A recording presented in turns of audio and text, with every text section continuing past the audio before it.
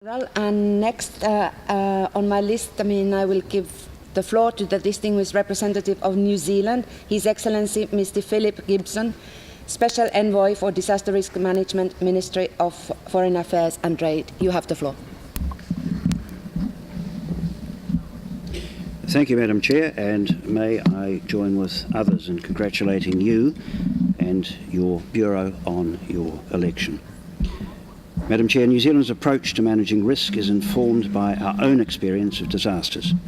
Most recently, the earthquakes that devastated New Zealand's second largest city, Christchurch, in 2010, 11, and aftershocks have continued beyond then. Our approach to risk management is also very much informed by our experience working with partners and friends, especially in the South Pacific.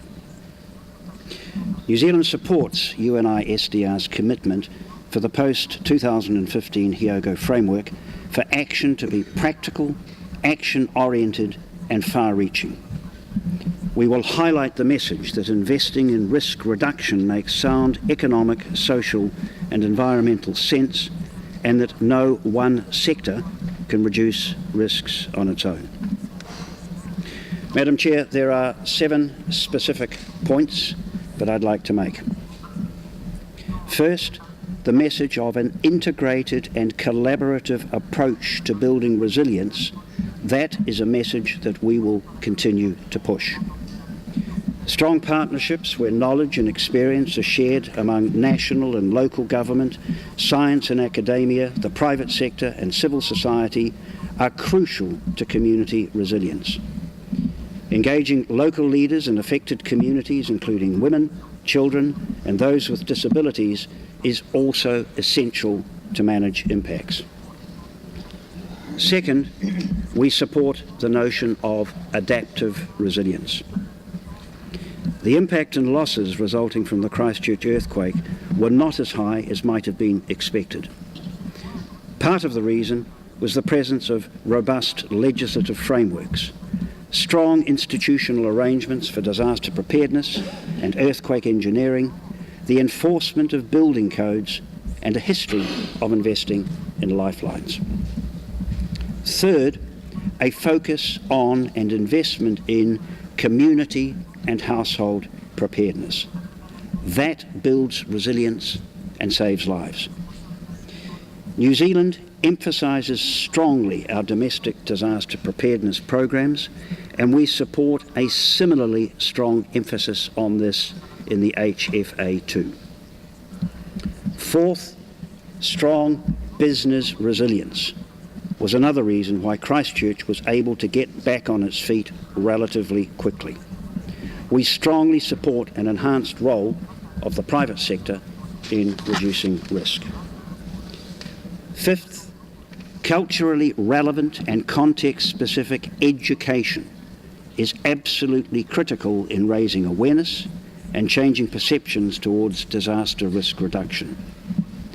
Children are agents of change, and DRR education should be seen as a lifelong process.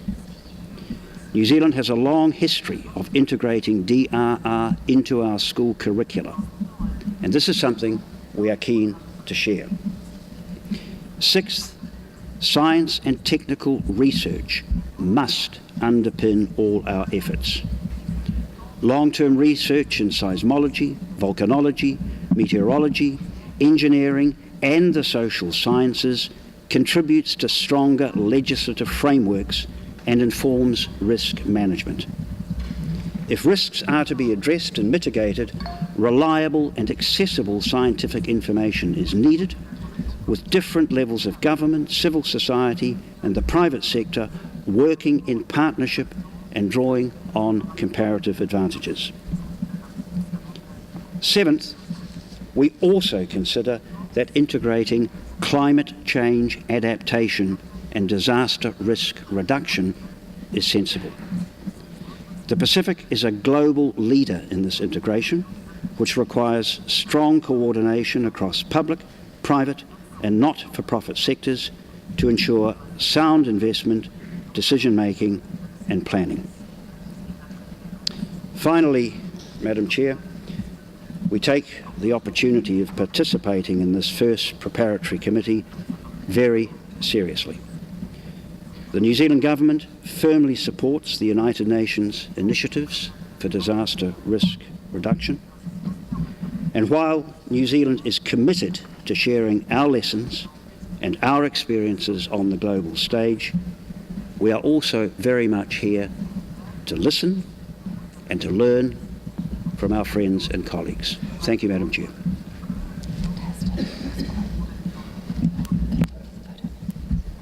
I thank you, Excellency, for your statement and also for your kind words addressed to the co-chairs and the Bureau.